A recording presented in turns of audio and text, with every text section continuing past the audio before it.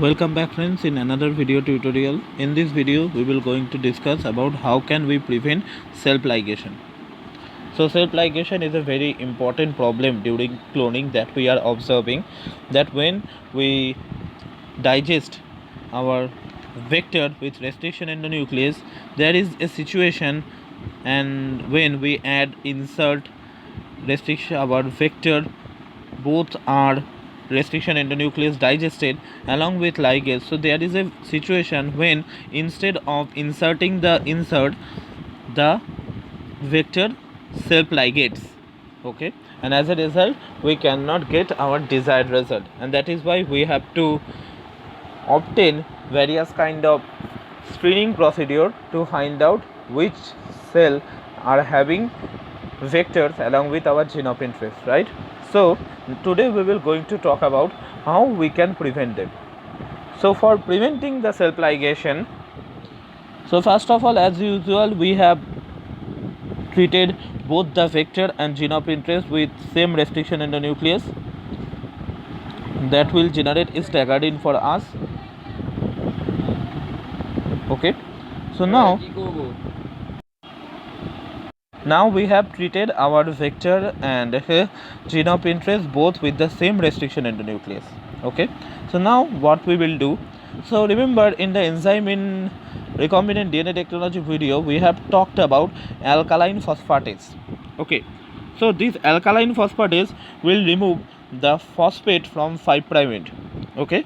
As a result we will get a DNA molecule who have also OH group at the 5' end, okay. So now under such circumstances, if you add DNA ligase, what will occur? Because remember we have only treated we have only treated the vector with alkaline phosphatase, right? We have not used alkaline phosphatase in the gene of interest, right? So the phosphate group for in the gene of interest is still intact, okay. So when we will add our vector, our gene of interest in presence of ligase, what will occur, that as there are no phosphate group present, so they cannot self ligate, okay, but our gene of interest can easily ligate with that kind of vector because they have phosphate group, so they can easily bind with 3' OH in the presence of ligase, right? That will help them to create a phosphodiester bond, right? Similarly, this phosphate can also interact with this 3' OH group.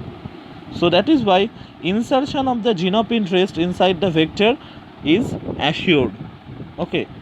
So still there will be two nick present, and that is obvious because this 5' OH cannot ligate with the 3' OH. So under such circumstances we will perform the transformation, that is via heat shock CaCl2 method if your host is a bacteria. Now inside the cell what will occur, because remember inside the cell as it is a live cell, so surely there will be DNA polymerase 1 who have expertise in nick translation, so he will seal the nick, okay, and as a result your plasmid is now ready for autonomous replication, and along with that your gene of interest will also replicate. So that is how you can prevent self ligation, okay, and that is very useful technique because as a result you don't need to perform any kind of other your screening techniques, right? And that is why it is very helpful, okay. So again what we are doing here, we are first of all digested both the vector and both the gene of interest with restriction in the nucleus, okay. Then we have added alkaline phosphatase. This alkaline phosphatase simply converting 5' phosphate and this 5' phosphate into 5' OH, okay. Now when we will going to add this vector, this gene of interest in presence of ligase, what will occur, that this 5' phosphate and this 5' phosphate will easily interact with 3' OH but cannot interact with those 5' OHs, okay.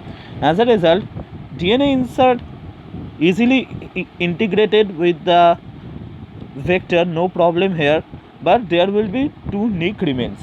After transformation, when our vector will be inside the cell there will be DNA polymerase 1 that will seal the nick for you. Okay, and as a result, now it is ready for cloning, and if you want expression, then for expression. Okay, so that is how you can prevent self ligation during cloning procedure. Okay, so thank you for listening to this class.